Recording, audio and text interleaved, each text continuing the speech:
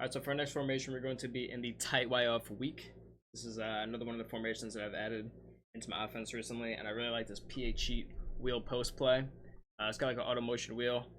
It's not going to be a route that I throw too often against zone, especially if it's against cover 3. If it's cover 2, it'll be wide open.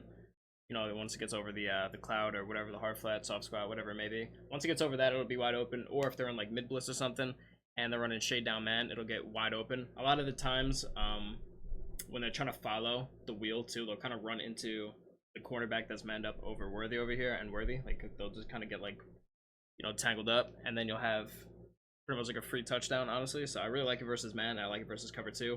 But against cover 3, you know, a wheel running to the wide side of the field like this against an outside third isn't really going to do much.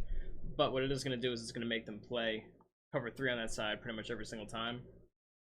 And then once you know that they're in cover 3, you can do a lot of different stuff, you know, off of that. So for the setup, though, I just like to streak my receiver over here next to the motion wheel. I like to put my tight end in a stem down corner, and then I like to either block my running back or just kind of put him in a flat. Again, I'm just going against, you know, normal cover 3 right here.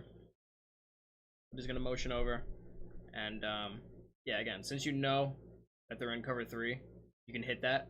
If they try to switch stick and take that away, then similar to, you know, like the one in Bunch Wide Nasty, I believe that was when I mentioned it. Actually, no, I think it was in like normal bunch. Yeah, it was the one in normal bunch, but same kind of concept. If they switch sticks to try to take away the wheel, or the corner, whatever, you can just throw, you know, the wheel for a lot of yards. So you have that. You have, you know, the streak up the seam. You can hit that. If they run a cover 3 kind of like that, that's actually something that would be pretty common because they have to play cover 3 on, you know, like this side that the wheel's going to. So they're either going to play cover 3 like how I have it like right now, like this with their safety in the yellow, or they're going to play kind of like a cover 3 cloud like that. They'd probably do something like this as well. But this would definitely be a fairly common, you know, coverage shell that they would use against this. So you can definitely hit the seam right there, either early or late. And then you have the post that's built into the play too that I like a lot.